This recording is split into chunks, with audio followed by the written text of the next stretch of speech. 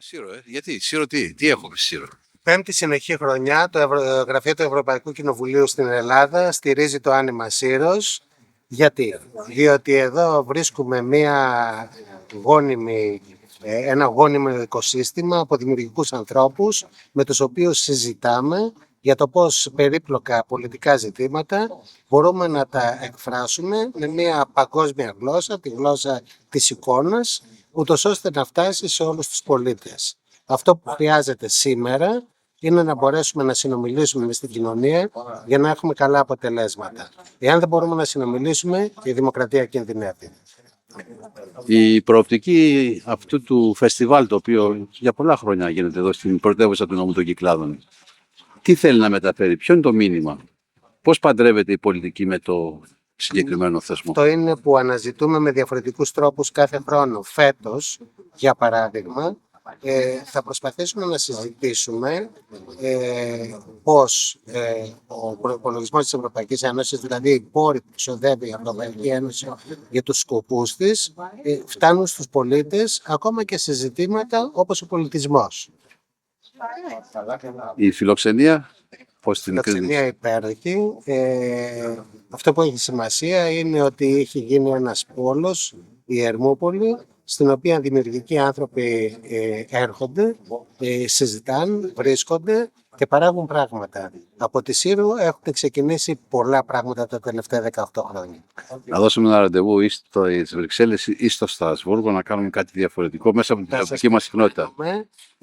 Αποδίδουμε πολύ μεγάλη σημασία στα δημοκρατικά μέσα στην περιφέρεια, που είναι αυτοί οι άνθρωποι οι οποίοι μπορούν με αξιόπιστο τρόπο να μεταφέρουν την είδηση στους πολίτες, διότι στις μέρες μας υπάρχει πολύ παραπληροφόρηση και οι άνθρωποι που έχουν πρόσωπο και υπογραφή είναι το άιζο της είδησης.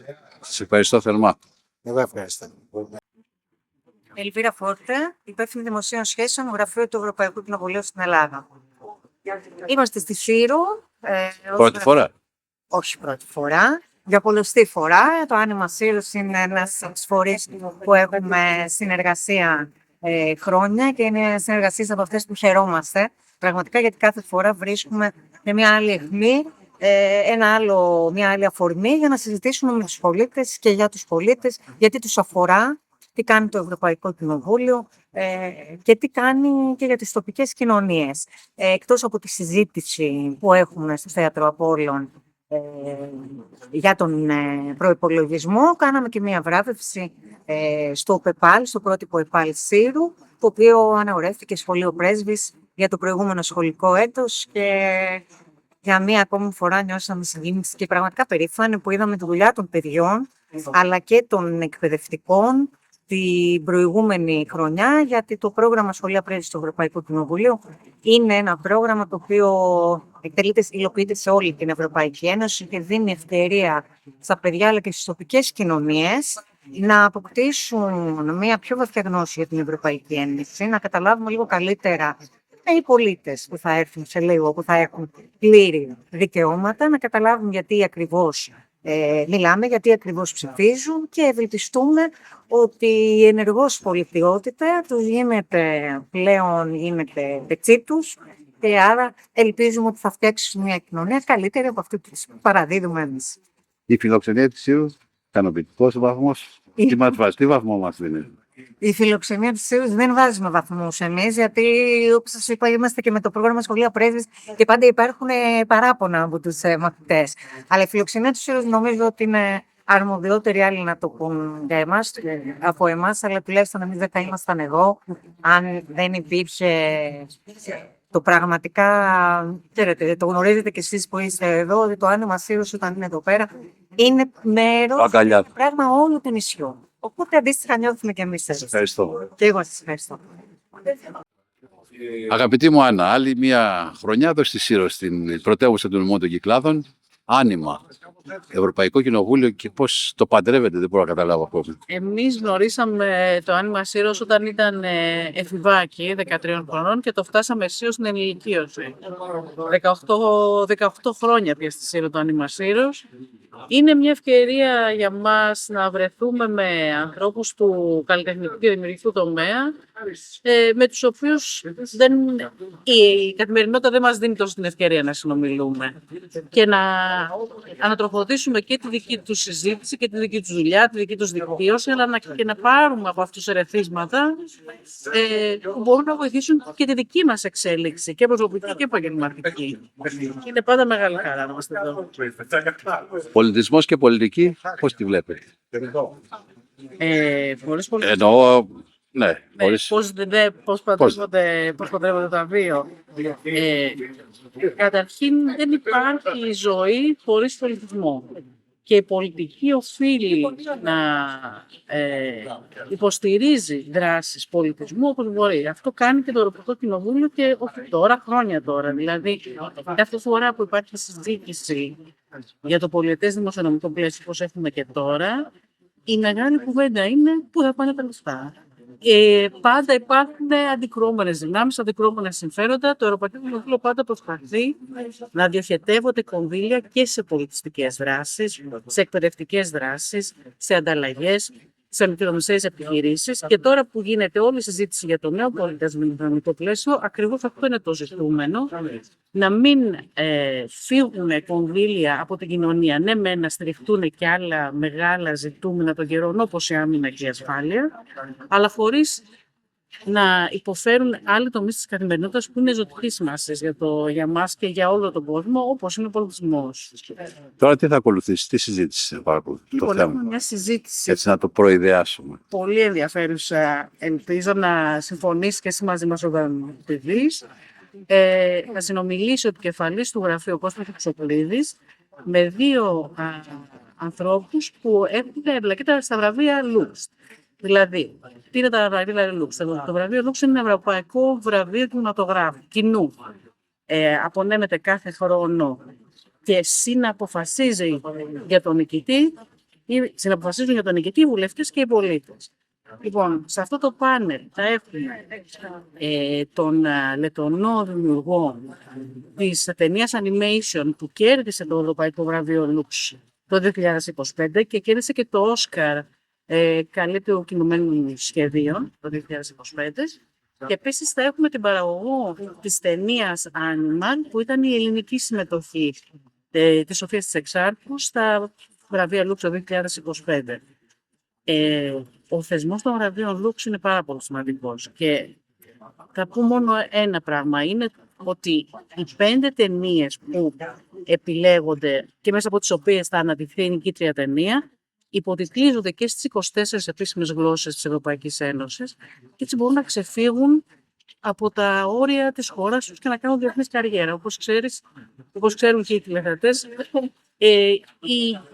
ο ανταγωνισμός στον χώρο των κινηματογράφων είναι μεγάλος. Τα μεγάλα στούντιο, τα αμερικανικά στούντιο μπορούν να κάνουν πάρα πολλά πράγματα. Γιατί το Κοινοβούλιο βοηθάει τις ευρωπαϊκές ταινίες με αυτόν τον τρόπο να ξεφύγουν από τα σύνορα της χώρας τους και να κάνουν μεγαλύτερη καριέρα από ό,τι θα έκανε. Σε αυτό το πλαίσιο θα μιλήσουμε για αυτό που είπαμε λίγο πριν, πώς ακριβώς παντρεύονται ο πολιτισμός με τον προϋπολογισμό και με την πολιτική και πώς ο προϋπολογισμός και η πολιτική μπορούν να στηρίξουν τον πολιτισμό με ανάλογες δράσεις. Πολύ ενδιαφέρον. Χάρηκα που τα πάμε παλιά. Μου Άννα. Συνέχεια μέσα. Πάμε. Πάμε.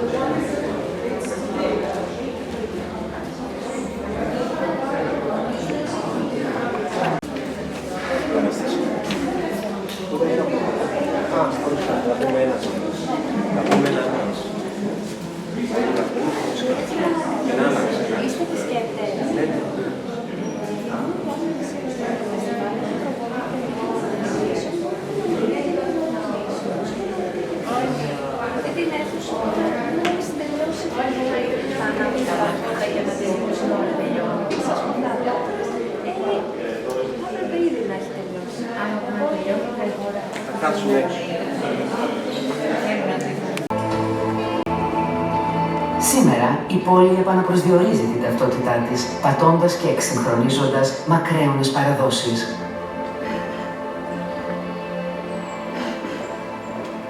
Παρά την αποβιομηχάνηση των τελευταίων δεκαετιών, η Νάουσα φαίνεται να αξιοποιεί την προνομιακή της θέση στο Βέρμιο και να επενδύει αργά αλλά σταθερά σε μια τουριστική κίνηση άμεσα συνδεδεμένη με την αγροτοπαραγωγή της, τις ροδακινιές και το αμπέλι.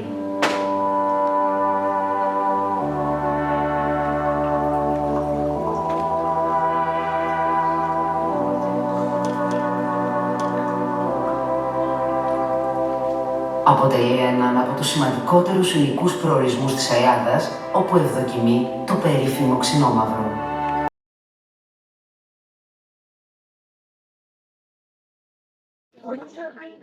Hello, monkeys. Hi. Hi. Here to see you. Hi. We're here. Hello. Hello. Hello. Hello, everyone. Can you make close the doors, please? Thank you. Hello, everyone. My name is Maria Stopoulou. I'm the Artistic Director of Anima Syros. This discussion will be held in English. It's called Budget and Culture. Is Europe Reaching Syros? It's the annual discussion we have in collaboration and with the support of the European Parliament Liaison Office in Greece, essentially with the European Parliament as a whole. And this year we chose to invite artists and creatives, along with the head of the European Parliament Liaison Office in Greece, Mr. Konstantinos Tsoklidis, who is, we actually are regulars here, Costa.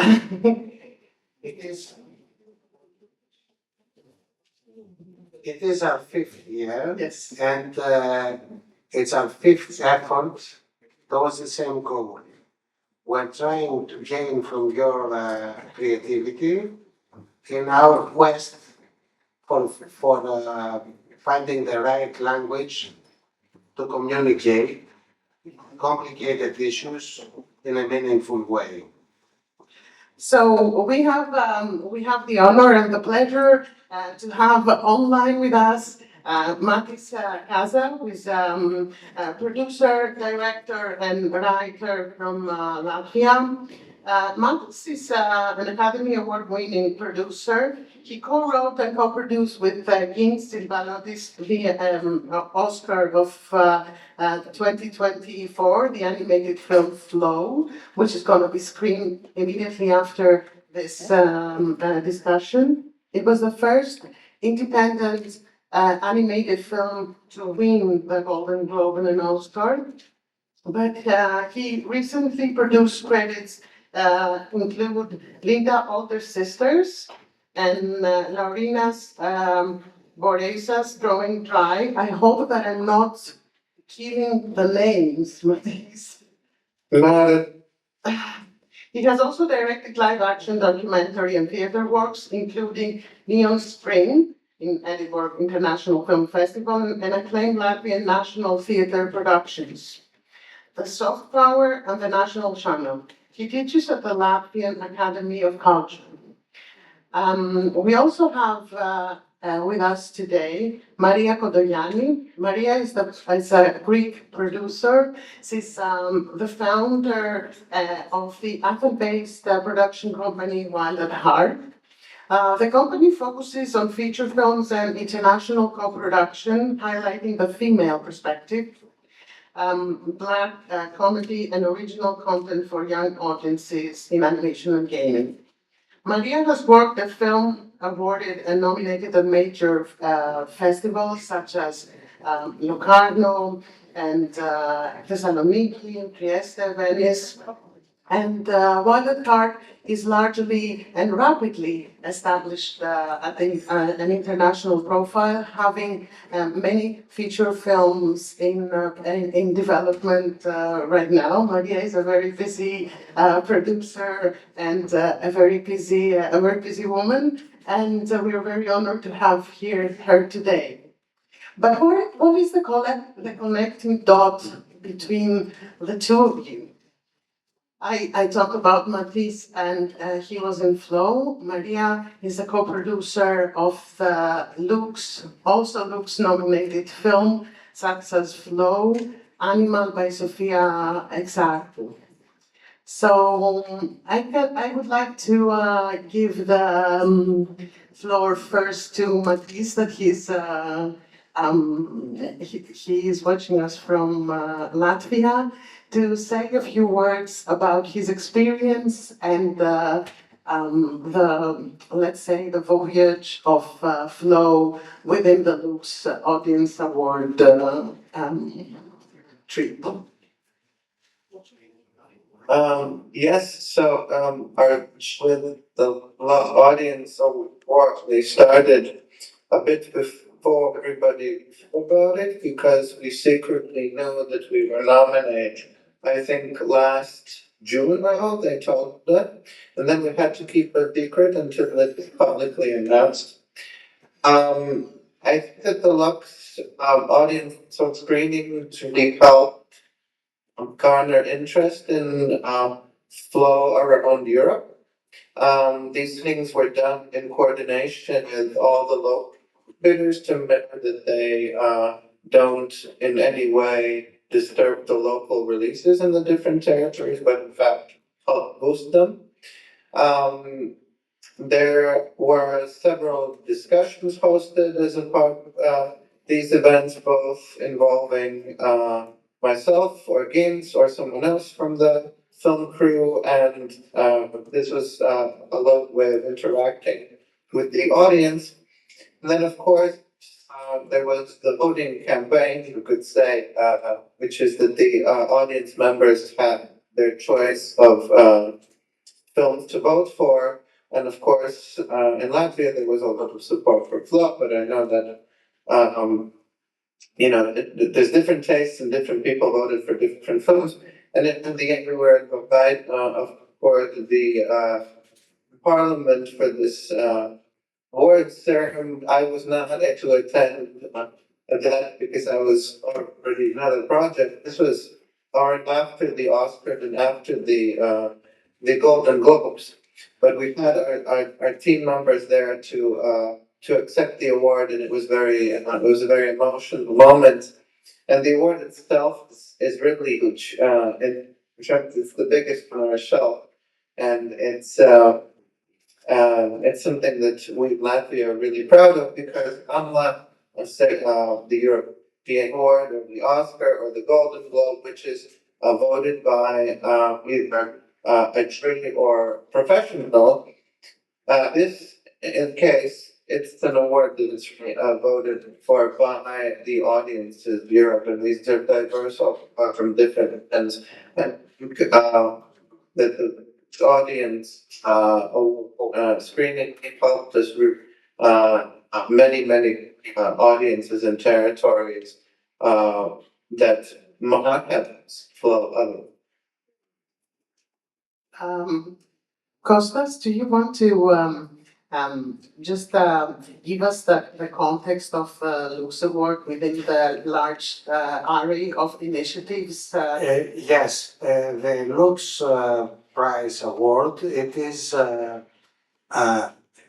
is inscribed within what we say the European Parliament value campaigns. The European Parliament is not only a co-legislator in the European Union, but it champions a number of values that we believe are essential and underpin the operation of the European Union. One of those is the Lux Prize, because we believe that creativity and culture are integral parts of the European value system. So, not only we want through this to encourage creativity and culture, then the cultural dimension of European Union, but we hope and we think that it does deal with issues that are very poignant, that are very important for European societies. So, very often we have been hearing criticism that the Lux awarded films are not entertaining, for example, but they are, they make people think, and that's why they are so important. And this is the basis, this is how the festival and the creators touch upon us in our effort to come together with the European societies. It's very interesting that Matis said that it was a very important award because it was given by the audience, and because I know that Anima by Sofia Exarchou was a very big hit in the audience. It was in Greece. It was a film that was really loved by the audience. So how did you experience this Lux Audience Award race? Let's say, Maria. Just one thing, I really like to congratulate Matis because the second time we don't meet in person. I was looking much forward to meeting you. Anyway, they succeeded a very big thing. The greatest for European nation. For us, as producer of Anima film, together with my colleague Maria Danadaki, it was like indeed a success. In the festival circuit and also in the heart of our audience. But the thing is, when we started producing this, we really believed in the concept of shedding light on people that live in the shadow. And there's a very important social message there, which was transferred in the European Parliament during the award ceremony from my delegation. For example, the director, I'm rephrasing her, really said a point on how important it is to talk about, for example, in our case, workers that live in the edge of our society. And, we need to say stories where people don't want to look at.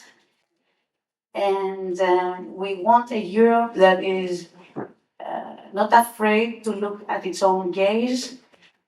We have to look with force. And this is the message of our film. And thank you for having us. I was thinking that I've been following the Lux Audience Award as audience. For me, it's always great to see films that actually put in the spotlight issues that are there, issues that cover the whole aspect of what we say is our Europe. And we experience a lot about the environment, about human rights, about gender, about equality. And we feel lately, if you follow the news, we feel us in culture that perhaps the European Parliament is one of our last allies left there, because the Lux Award is an initiative that gives voice to the people, and I see that here also because. Our audience prize here is one of the most popular categories in the festival. People are going to vote for the best film. So, how about culture now? How about? I mean, you're looking at two multi-awarded producer, co-writer, and co-director of films that they were made mainly and exclusively with European funds, I think. Is that so, Matis? It's a European film totally, right? Flo?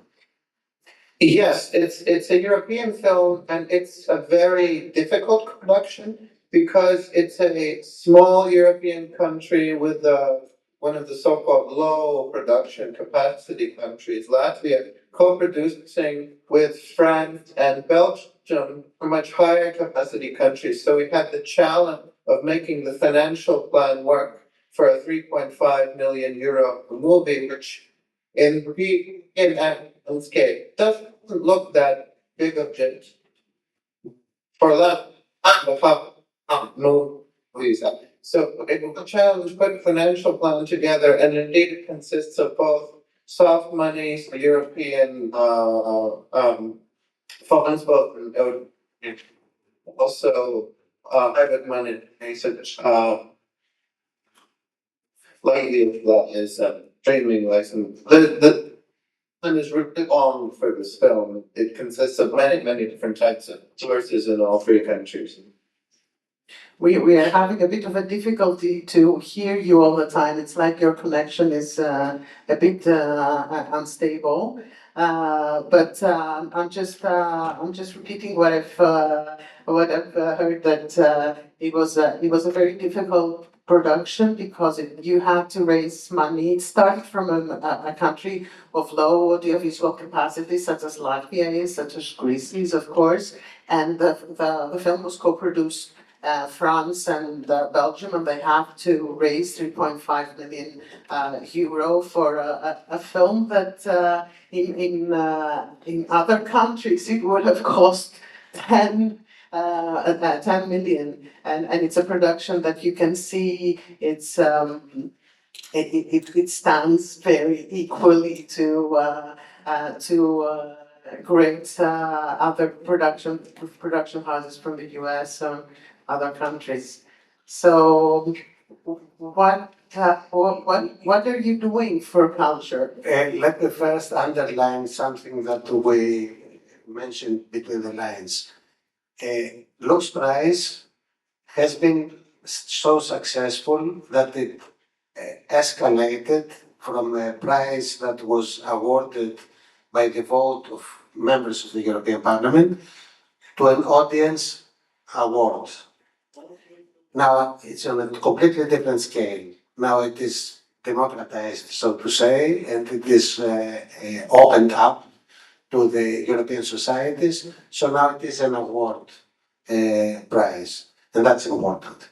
Now, I'm trying to make a link between this important question that you raised of how Europe supports culture, how Europe supports the expression, the cultural expression, the artistic expression of its soul, in essence, of the issues that are dealt with a very mundane, perhaps, on a first reading issue of the long-term European budget.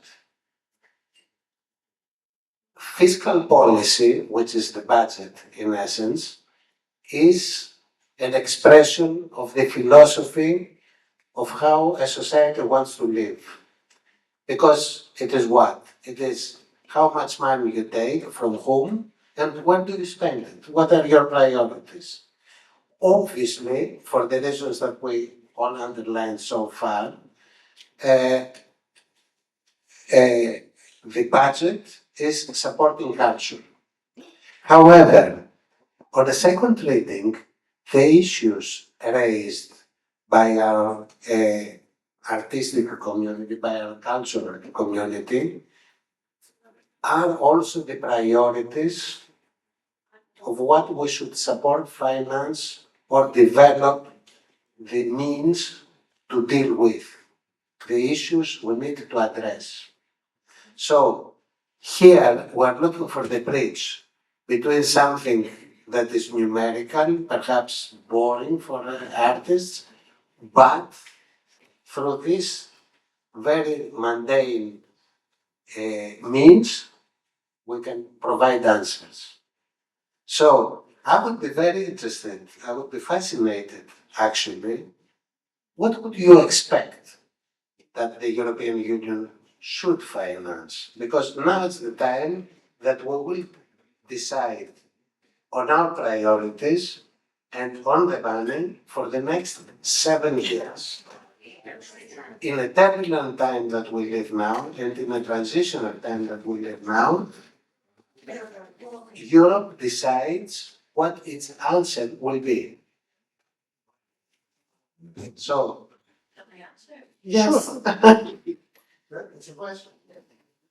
For me, it's like first answering who we are, because we are not the United States. We have different values. We have many different languages, history and culture that we respect, and we have managed. Okay, there's room for improvement, but we have managed to have friends around this union. Like, I mean, not having wars or at least explicit ones. So for me, it's like the European Parliament and of course Europe to support the philosophy of our existence, which is multiculturalism, multi-ethnicity, with equal values between the countries, equal weight, and of course the independence of film producers, because all of us, most of us are independent producers. We are not part of big platforms or TV networks. And we choose, this has to do a lot with what art is being created, what themes are covered. This is not mass consumption themes. They are, tough subjects most of the time. Art house films of highest quality. And we have to have the liberty to produce them. So that's my position. Well, What does Matisse think? yeah, he's gonna connect again, and he's gonna tell us. I think he's Matisse has a very wide array of experience because he's not only into animation, he has also live action. He's a theater producer, so he's very much into many aspects of the culture. It's very interesting what you say. I mean, I feel the same.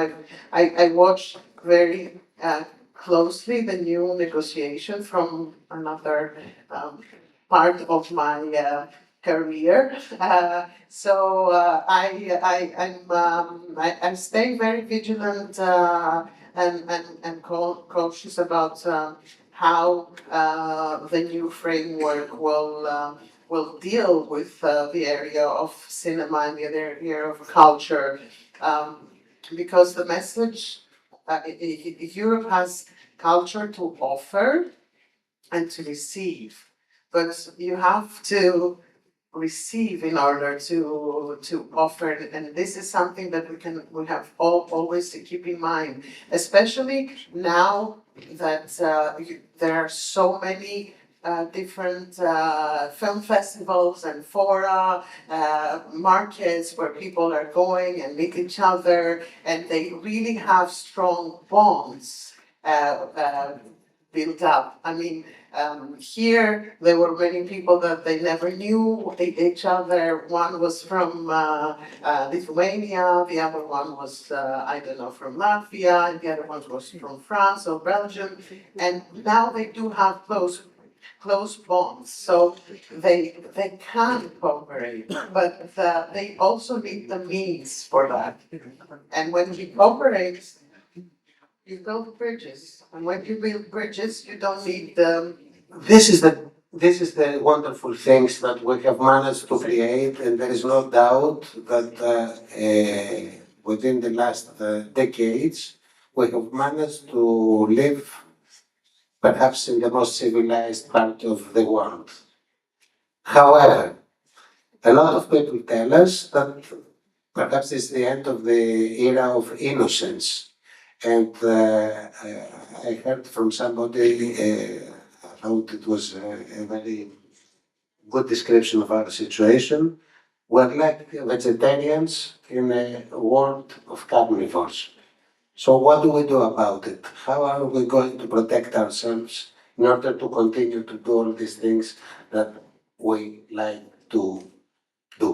So suddenly, these are not the only things. In order to continue having this way of life, new demands are made, for example, on the issue of defense. Do we develop an independent defense capability in order to have a free choice of what we want, of how we want to live. Let's be honest. For years, we had Uncle Sam protecting us, and we had the luxury to live the way we want. Now Uncle Sam is not available. So, what are we going to do about it? I mean, it's an honest question. I don't know. I don't have the obvious answer. It's a dilemma. It is an honest question. Yeah. But at the same time, I think that the request from all the cultural and cinema community is that they need concrete plans of how the union will assist filmmaking and will facilitate European filmmaking, which is actually making a breakthrough in international. No doubt about it. No question about it. I fully agree with you. If we were doing this discussion today instead of here in Anima Syros in Larissa, they would tell us that the common agricultural policy risks of disappearing because we have new requests. It's not hypothetical. It has happened. This question has been put to me when in Larissa. So there is, we have what we want to continue supporting, and we have new requests by citizens that we have to achieve in order to continue all our favorite, priorities of the past. The obvious question is that the European budget in the future should be bigger. And I'm pretty sure that there is ample scope to increase. We have been doing all the things we have achieved in the European Union in the past with a budget around 1% of the European GDP. So if we make it 2, Yeah, but what are the new requests? What can you say? What are the new requests for culture? Hi, Matisse. Hi, Okay. we're back. You're back. We were having a conversation now regarding the new financial framework and what is the mandate for culture in this new era. And Costa says that we will continue support, but we have new requests for financing by the industry and by cultural industry. So I was asking Maria, what are these new requests by the industry? Okay, as a part of the European production industry, we claim for, of course, as much financing as possible because our positioning, it's an existential issue. We invest in culture and not in weapons. It's what we want to educate people with. Culture, art. We need to breathe on those values, not not war and bombs. So for us, it's like securing our independence. As an independent industry, independent film producers, as companies, and a budget that is sufficient and will pay back in many ways. So monetarily wise, it's not only a figure; it's something that will return in society through many ways. And as a Greek producer now, like speaking about our territory here in Greece, there is money. It's not wired, channeled to where it should. And I'm talking about a very important thing, which is the taxation of the big streamers. Netflix and all these guys have entered Europe with a very precise regulation that they have to be taxed in the country that they stream. And it's not happening in Greece. If that was happening, we would have covered a lot of this discussion. So I mean, the solution is there, the regulation is there, it's not being implemented. Yeah. What's your experience from the perspective from your perspective, from the Latvian perspective, and from your international output now? What are the new requests? What would you request for the future of the new finance framework, like the new long-term budget? Yeah, I mean, locally, we're interested in kind of the same thing as Greece. It's the same situation where there's these streamers coming in. There's also local streamers and the taxation and that part of the budget that could come from this taxation of the big streamers would mean maybe one or two feature-length films that could be made for this money every year in Latvia. If that were to happen, it hasn't been implemented properly yet in the country, and every year we're kind of hoping that next year could be the year when this gets implemented. As far as other concerns, well, we're very concerned about series funding because right now, still the local televisions are not able to fund high-quality series by themselves, and how our participation in the Eurimage series context will be. That's something that we're very interested in.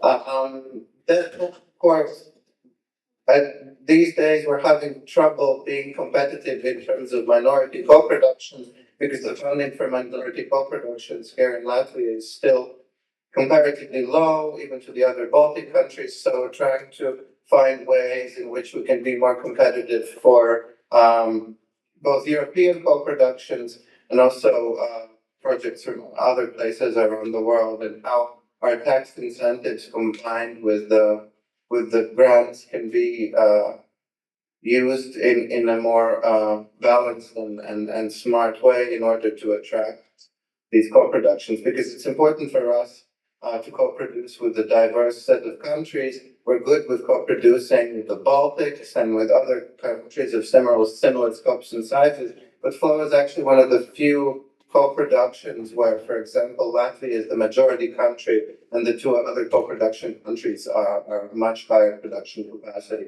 So this kind of decolonial approach to co-production is something that we're also looking forward to, and hopefully we'll have more tools to implement that.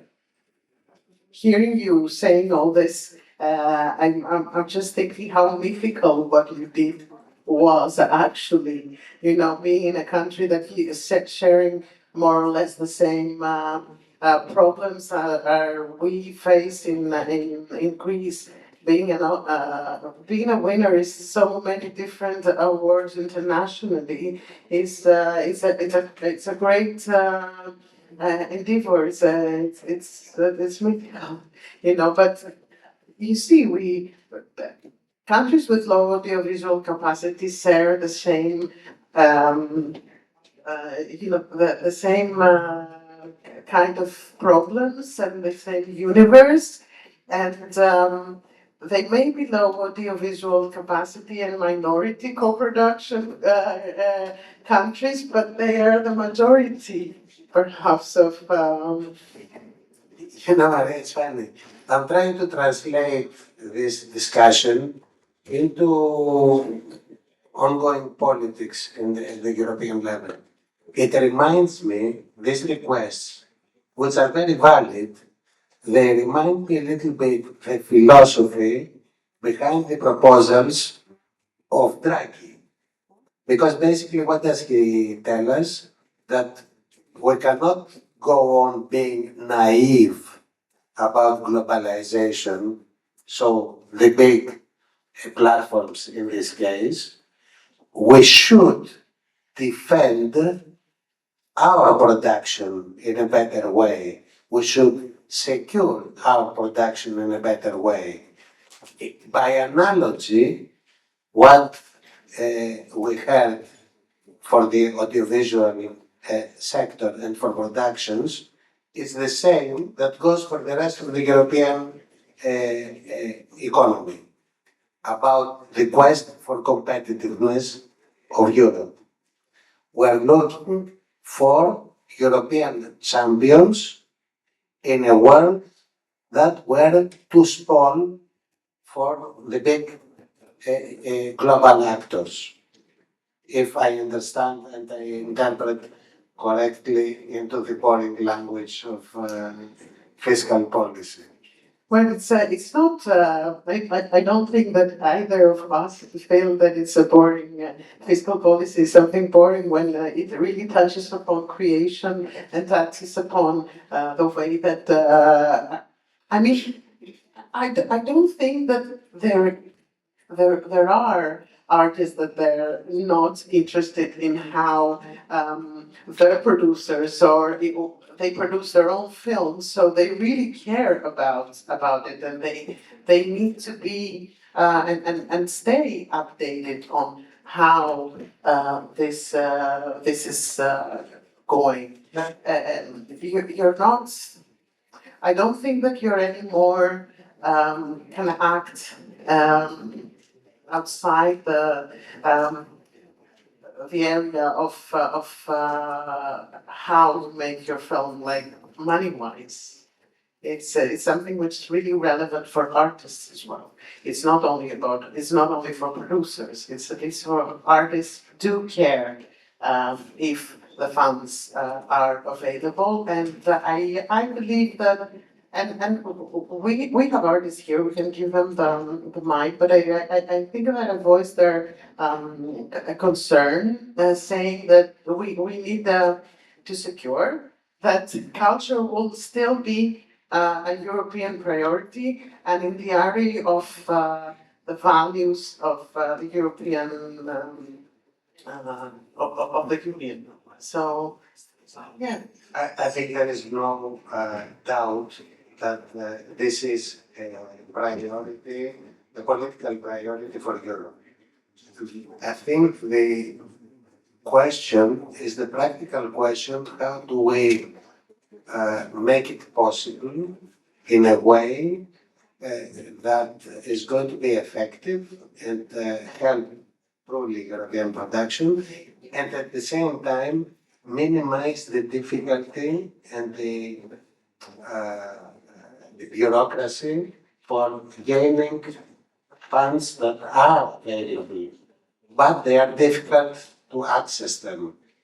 So one of the requests that we see by the citizens is that the money that is going to be available should be easier reached and with less bureaucratic procedures.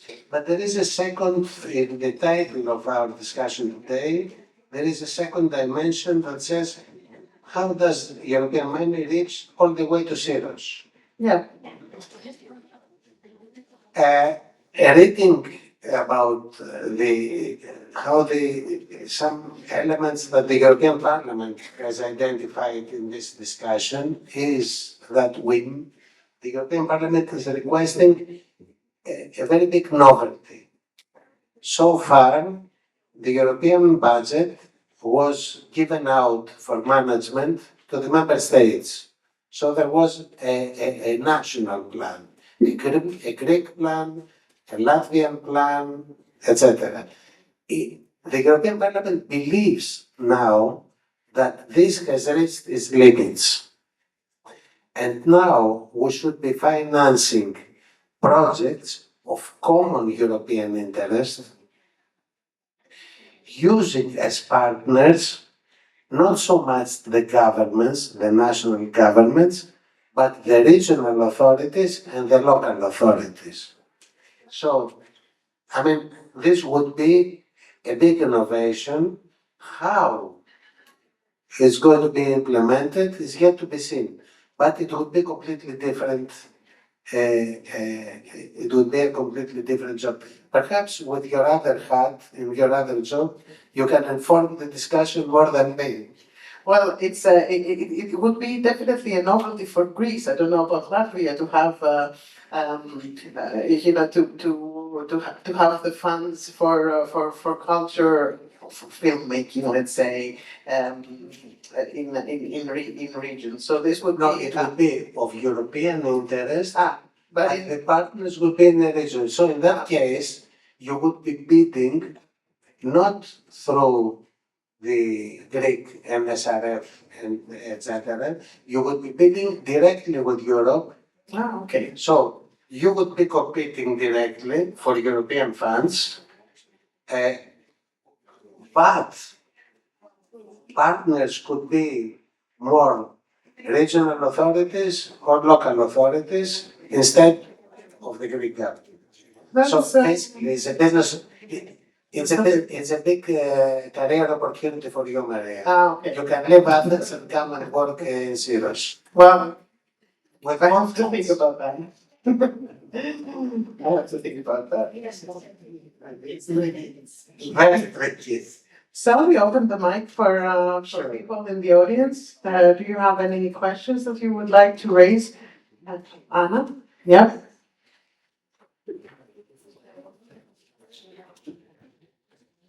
Hello. Actually, it's not a question, it's a thought on what Mr. Tutulides asked before, what Europe can do for the cultural sector. And as from my experience as a consultant to cultural institutions and audiovisual professionals, I think something which is really important, apart from money, which is the most important thing, is also stability. All these institutions and all these professionals need to know that the money that they are getting, it's not only for a year. They need a 5-year plan. They need schemes and programs that exactly. It will be easier for them to program, to flourish, to be more innovative if they are sure that they do have some money. Of course, the height is important, but okay, some money for a steady period of time. So this is my thoughts. Thank you. Thank you, Anna. I can give you mine. Yes?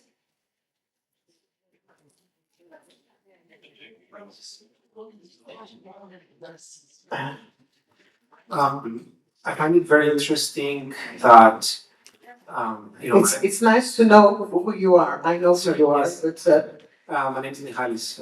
I'm from Cyprus. I find it very interesting that Maria talked about the taxation of streamers, which I think is very important.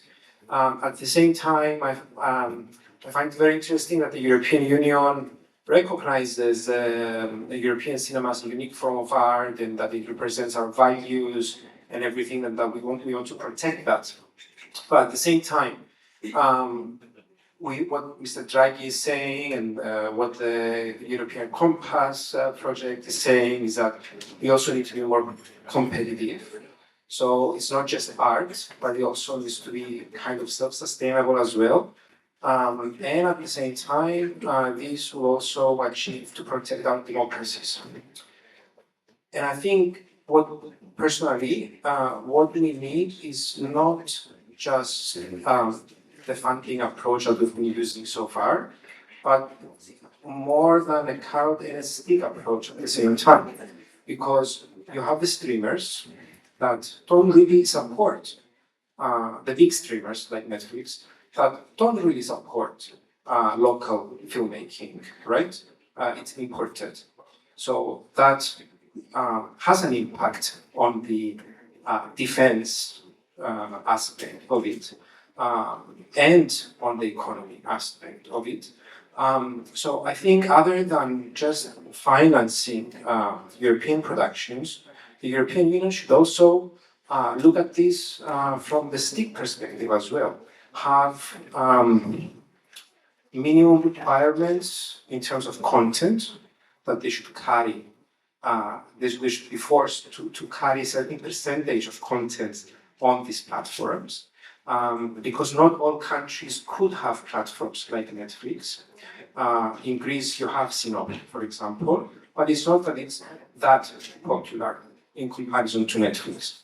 And which is yes. Sinop is actually a great company. Yes. And just to wrap up, I think the European Union should also pay a lot more attention on how we increase demand, because right now it's focused only on how we produce content, so supply, but there's not really a focus on increasing the demand for the local productions within Europe. And if we manage to do that, the local productions will be more sustainable. People will demand more of it. Yeah, but I actually would like to make just a small commentary on that. Very interesting what you say, but I think that the Lux Audience Award it's an example of how you can raise demand, because the promotional circuit that the film is doing throughout Europe, it's a promotional. It's a very good promotional campaign, raising awareness about the existence of European cinema. So It's important. No, because they are translated to all languages of the European Union, which is also, I mean, language is something that we Europeans don't have in common. So yes, demand. I completely agree with you. So in initiatives of that kind, and both films that we have here, Flow and Anima, are a perfect example of good promotional campaigns throughout Europe and throughout the world. I mean, Flow has international sales that went extremely well, because I know Gilles for so many years, and I've been following him, and I've been following the numbers, and it's extremely successful throughout the world. So we have the examples of how we can raise the demands. We have to follow it. Yeah, I think also, I mean, the Lux Award is good for gaining awareness to specific films and maybe to the tradition of watching European cinema, but of course it cannot apply to all of them. Should have. And also, in general, how do we raise awareness and how do we raise interest in local productions and also in European productions from other European countries locally? I think that is an issue that we do have to think about, because what we're seeing, for example, in Latvia, is that there is interest in certain types of local films, namely, for us, it's historical movies and book adaptations that are produced locally. But when it comes to social dramas and European art house, the interest is, of course, far smaller. But how do we raise interest in these movies? That's something that we have to consider. Yes, it's a very good point.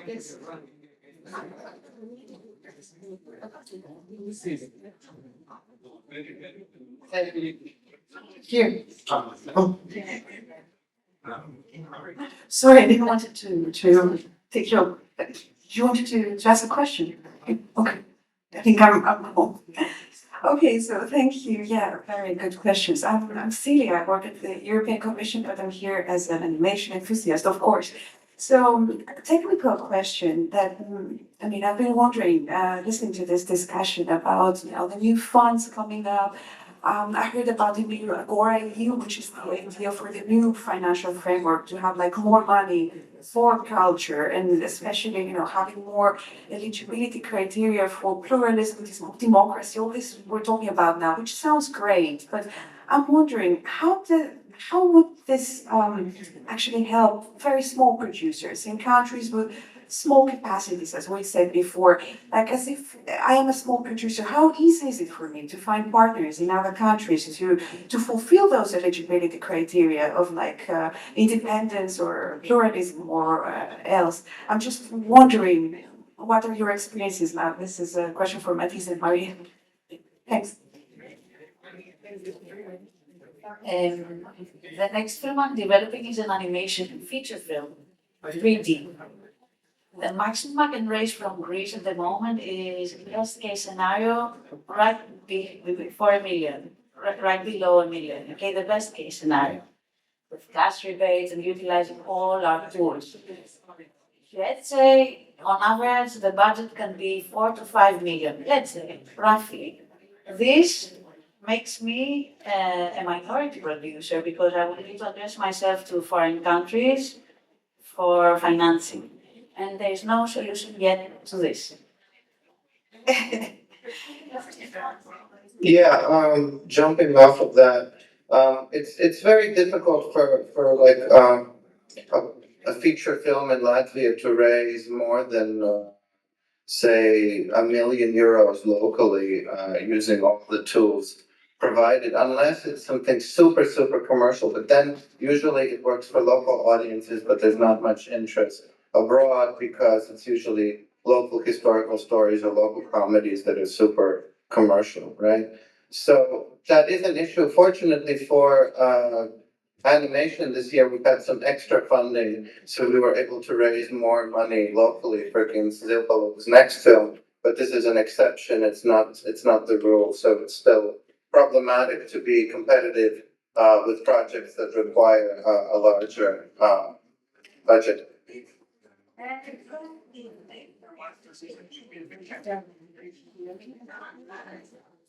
Good afternoon, and thanks for the invitation. Christina from European Animation Journal.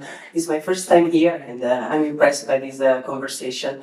My perspective is not on the content and creative side. I'm more on the communication, marketing, and promotion side. I had the pleasure to host a panel in June at MIFA in Annecy, and it was promoted by Creative Media Europe. The focus of the panel was how to give tools to producers to become relevant internationally with their productions, and of course a big part of the talk was focused on the YouTube rise, that is something that nobody can avoid anymore, and so on. A point that came out that according to me is interesting is that European producers have the peculiarity of being so much focused, and I mean luckily, on content and creativity, and there is a big part on local focus because many times is something even demanded by broadcasters and commissioners to focus on something that goes to highlight something local, and this is from one side an added value, on the other side it can be a boundary, then to be international. Among all this stuff, what has arisen as a demand, a request, is that unfortunately, in many budgets, the so-called marketing voice is never considered. So producers are very focused on producing content, are very focused on making their job.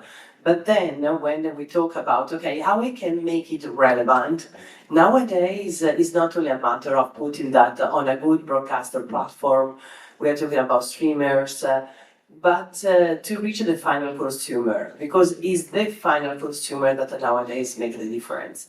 So maybe this can be an invitation, no? To, okay, maybe you have to add the skills in the company, even if you are a small producer, but many times it's not really a matter of producing a great content, as many European producers already do, but to find the bridge on how to reach the audience and express that. Thank you for your input in the conversation. Shall we wrap up? Or have any other questions? Yeah.